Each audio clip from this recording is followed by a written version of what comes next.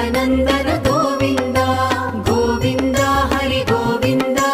गोकुलनन्दन गोविन्द नित्य निर्मल गोविन्द नीलमेघ श्याम गोविन्द पुराण पुरुष गोविन्द पुण्डरीकाक्ष गोविन्द गोविन्द हरि गोविन्द गोकुलनन्दन गोविन्द गोविन्द हरि गोविन्द गोकुलनन्दन गोविन्द